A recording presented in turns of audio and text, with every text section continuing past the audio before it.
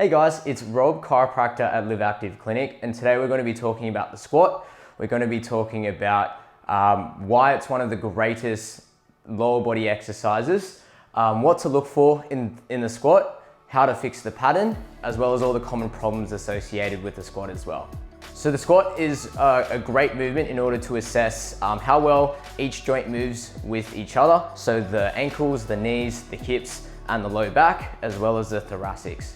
So if you're having common problems with the knees or the low back, it could generally be coming from the hips. The squat is a great test in order to assess that. First, we're going to be looking at how to fix the problem. So if you find a lateral shift, so you're moving to each side, or you can't get low enough in a squat, we can assess ways on fixing that, as well as what we can do for treatment in order to achieve that as well. If we look at why you're having knee problems, or if we look at why you're having low back problems and you're unable to do a squat, then maybe that's the best place to start. So things to look for in a squat. First thing we want to look for is if our knees are caving in, or if we're rolling in or out of our ankle and we're not distributing the weight correctly. The other thing we want to look for is what our back's doing. So we want to make sure that our back is nice and straight, it's stable, and it's still throughout the entire movement.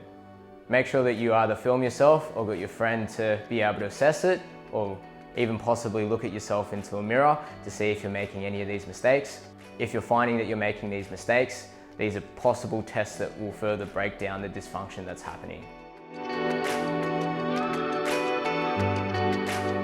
So for the wall angel test, we're going to be putting our feet a couple inches away from the wall.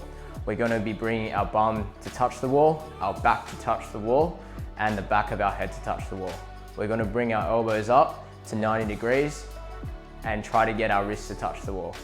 From there, we're going to try and flatten our back. If we're noticing our wrists are coming off the wall, we want to be looking about how far they're coming off the wall, if we're getting any pain through this movement, and if there's any difference between our left and our right. If we're experiencing any of these issues, it can translate directly into why it's difficult to keep your back still in a squat. For the ankle dorsiflexion test, we're going to be assessing how far you can bring your knee over your feet. If we know a difference between the left and the right side, it may translate to why you're shifting to the left or right, or why one knee is caving in more than the other during a squat. For the straight leg raise test, we're going to be assessing how well our posterior chain is moving. We're going to be lying on our back, keeping both legs straight. We're slowly going to bring one leg up at a time.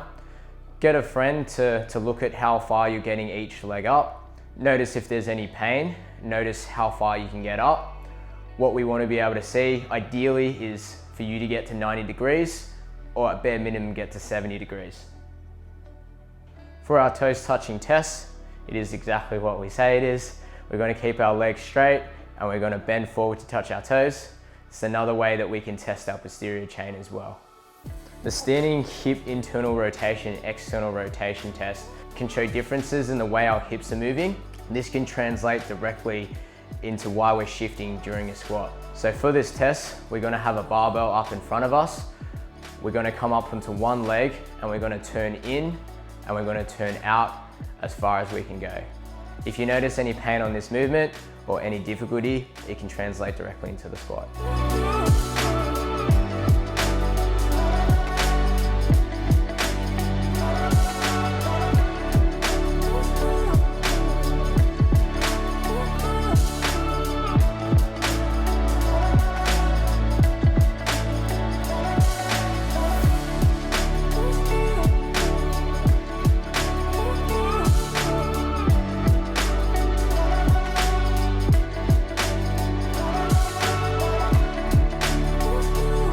For the bird dog exercise, we're going to be using a laser core. It's going to be showing how much our low back is moving. For this exercise, we're going to be in the quadruped position, so on our hands and knees. We're going to be bringing one leg up at a time with the opposing arm moving through it. This entire exercise, we want to be keeping that laser as still as possible.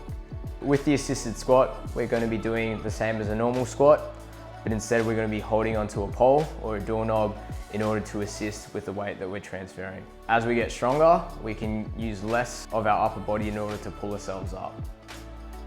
With our airplane exercise, it's going to be very similar to the test.